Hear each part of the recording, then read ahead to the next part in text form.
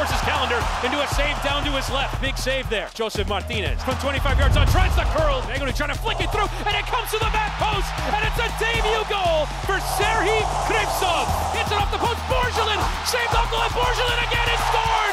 Gives Miami the comfortable lead.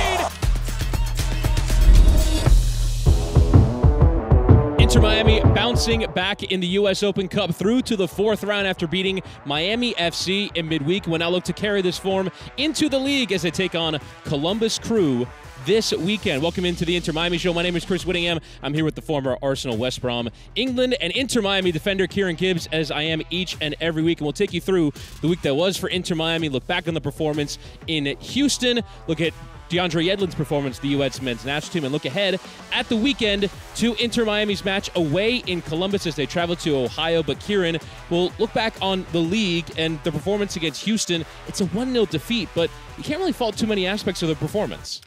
I thought it was a really good game, Chris. Both teams threw everything they had at it. Not quite sure how Miami didn't score so many chances created, but a really exciting game to watch. And yeah, I thought the performance was good. Some positives to take, and we'll now look back on the game against Houston Dynamo at the weekend. It was only a 1-0 defeat at the end, but let's go ahead and have a look at the highlights now. And Inter Miami, as you said, Kieran, would generate so many chances in this game at Shell Energy Stadium, including early on a nice cross coming in from that left side and a free header for Leo Campana. They started so bright down the left-hand side again. A lot of joy this season has come from the left side with Negri, and he's put a few beauties in. Such a shame that Leo connects with it well, but just can't get it past the keeper. And had a subsequent chance. Now for, again, it's down this left side. It's a nice run from Negri and finding Campana, who has 2 bites at the apple.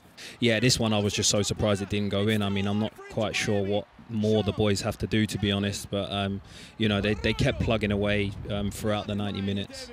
Yeah, Campana with a couple of chances. The first was saved here. It's a little chip in. He tries that flick, which he's so good at. And then on the volley, Clark gets a piece of it. It goes on to the woodwork. It's a great save, you're right, from Steve Clark, the Houston Dynamo goalkeeper. But in the end, it would go begging just before halftime. Drake Calendar's distribution just letting him down that little bit. But then able to deal with the danger here as Hector Herrera will cut onto his left and have a crack, but Drake always well behind it. Yeah, he didn't have the most to deal with, Drake, in the game, and I thought that the defensive structure of the team was really good. Another chance coming in the second half. Again, Negri on that left, this time pulling it through the penalty area. It's a decent strike from Mota. We've seen that one go in before, but this time it hits the woodwork. Again, so unlucky. I mean, it was such a clever set piece, and I know that the staff work really hard on set pieces, and they'll be pleased with that, obviously, just missing. Yeah, John Mota. Such a clean strike from his left boot, able to play a little bit more advanced with the introduction of Dixon Arroyo. But here would be the Houston goal. Not a header down there from Baird into the path of Daniel Steres. Gets a fortunate deflection. It's a goal for Houston. Yeah, they just switched off a little bit. I think they were, you know, pressing to try and get a goal and just got caught at the other end. Yeah, and Houston, in the end, winning at full time. Here are the thoughts on this one from the Inter Miami manager, Phil Neville. But I told them they've got to keep believing. That the 20 shots on goal will eventually turn to goals if they keep believing and keep playing to that level, and they keep getting into positions to create, keep playing with that level of concentration and effort. Then it will turn. I've been in football long enough to say that it will turn if you keep believing. If you give up, if you stop believing, if you get disappointed, if you play the hard luck story, then you're going to suffer. We've got a game coming up in 72 hours. Which is a massive game for the club in the US Open Cup that we want to win. So we've just got to go home tonight. We've got to recover. They've got to be relentless in everything that they do. We're not in a situation where we can relax at this moment in time and rotate. We've got to play our strongest team in every single game, and we've got to get results quick.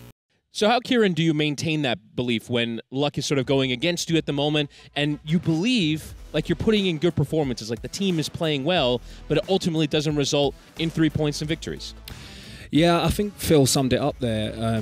You've got no time to feel sorry for yourself in this game. No one else is going to feel sorry for you in the league. And so you have to actually stay more together than you do when you're winning games. And sometimes I call it the football gods, and sometimes they're just not with you. Because, you know, when things are going well and you pick up momentum, A lot of the times you can pick up wins and you don't actually deserve it.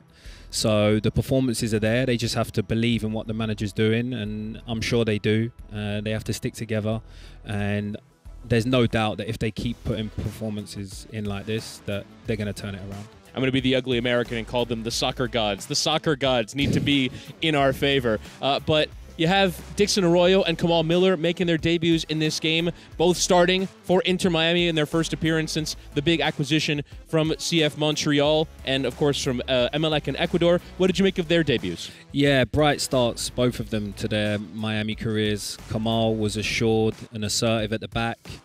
He looks like he's going to slot in really well into the back four. Showed his pedigree really well, and the same with Dixon. He grew into the game. You can tell he knows the game really well. He's got a football brain. He allowed Mota to get up the pitch and get attempts on goal, which we know he likes to do that. So I think that they're gonna grow into this team really well. Yeah, Kamal Miller starting in the left center back position, and then Arroyo slotting into that 4-2-3-1 in the two line next to Jean Mota, and the new Ecuadorian signing will look to grow in this Inter Miami team. Now, moving on from an international point of view, DeAndre Yedlin started for the U.S. men's national team in their 1-1 draw against Mexico. Unfortunately, Drake Callender didn't see the field, but DeAndre Yedlin continuing to be a leader and a full international with the U.S. Kieran. Yeah, DeAndre's been ever present for a few years now. I think, what did you say, he's covered over 3 World Cups, which is pretty incredible, to be honest. And I think it's brilliant for Drake as well. He's got someone to look up to. I know that they're close off the pitch, so he would have helped him a lot during this trip, and Drake would have gained a lot of experience through Dre, so that's great for both of them. Yeah, DeAndre Yedlin, and also along with Drake Callender, I think going to some NBA playoff games as well in their time in Phoenix, but had a nice time in that 1-1. The U.S. ultimately getting that late goal from Jesus Ferreira of FC Dallas, and they share the spoils with Mexico. Now, moving ahead, want to talk about a win that we saw this week for Inter Miami in the organization, the MLS Next Pro side with Inter Miami 2. It was an absolute cracker of a game here at Drive Pink Stadium as they took on Huntsville City, the newest club linked with Nashville SC in MLS Next Pro, and it was a wildly entertaining game. Miami were actually 2-0 down here, and then a long-distance effort from Dairon Reyes ultimately resulting in the game's first goal for Inter Miami to a nice finish from Lorenzo De Agostini. And then Miami with a couple of first-team players combining here. Noah Allen, who's recovering from injury, finding Jake Lacavan behind. Yeah, and it's great for them to get minutes as well. Noah's been out for a while. He had a knee injury, so it'll be great for him to get back in and get some competitive football in. Could potentially be figuring soon in the first team again. And then a nice long-distance effort here from Cesar Abadia, who makes it 3-2 and completing the comeback from 2-0 down to 4-2 up.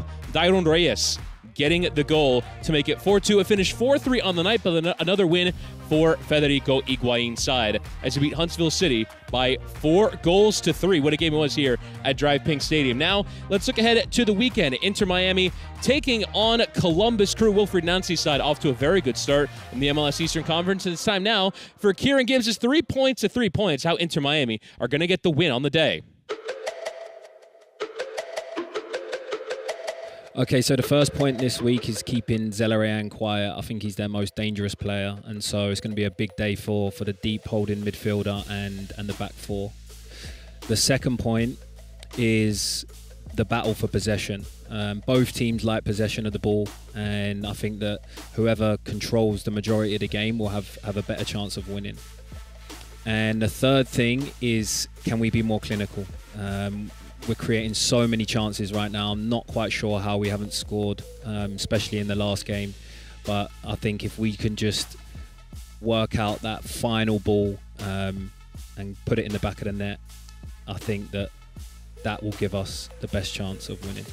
And those are Kieran Gibbs' 3 points for 3 points. Just to accentuate your point about possession, Columbus are second in MLS, Miami third in terms of total possession this season. Only the LA Galaxy are above them. So these are two teams like to have the ball, and it's always curious when you have that stylistic battle. But Wilfried Nancy's side have gotten off to a very good start in their first year under his management, albeit without their star striker, Cucho Hernandez, who is absent for the game. Christian Ramirez, who returns from Scotland, has been leading the line for them and scored a few goals as well. So it'll be an interesting game this weekend at lower.com. Theo, thank you for joining us here on the the Inter Miami Show. For our tremendous production team and for Kieran Gibbs, my name is Chris Whittingham, signing off. Hoping to talk next week about an Inter Miami win over Columbus. See ya.